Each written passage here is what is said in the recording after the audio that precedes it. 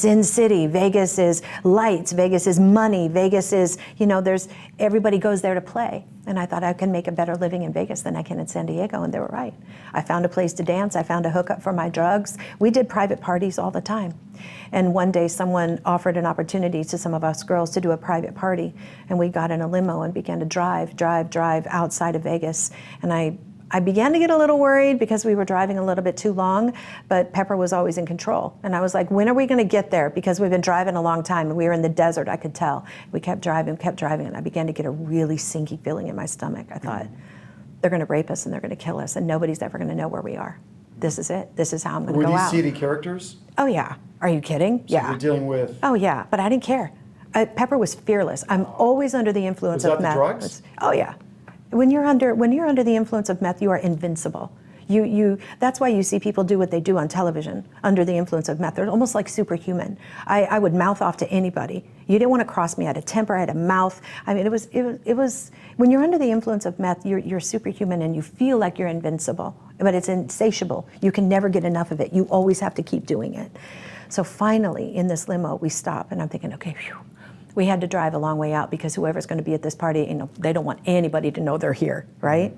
So we get out, I see nothing but desert and the silhouette of mountains in the background. And I thought, oh, this is not good. We turned around and there's a little tiny house.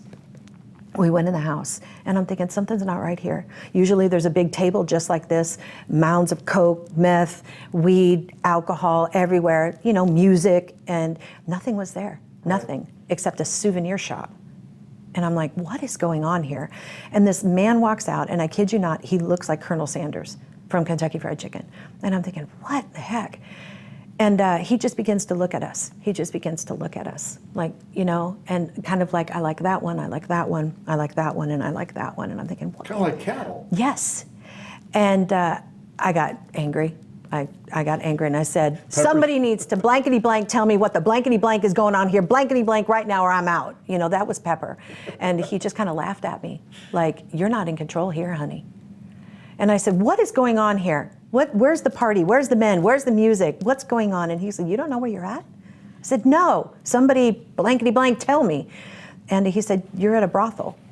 And I'm like, what is a brothel? He's like, honey, it's a whorehouse. It's a house of prostitution. And I was like, oh, no. I'm not into this.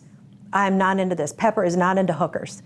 Because you gotta understand, when I walked into that bar in San Diego for the first time, I walked in as a cocktail waitress and I made a decision. I'm not gonna be one of those dancers.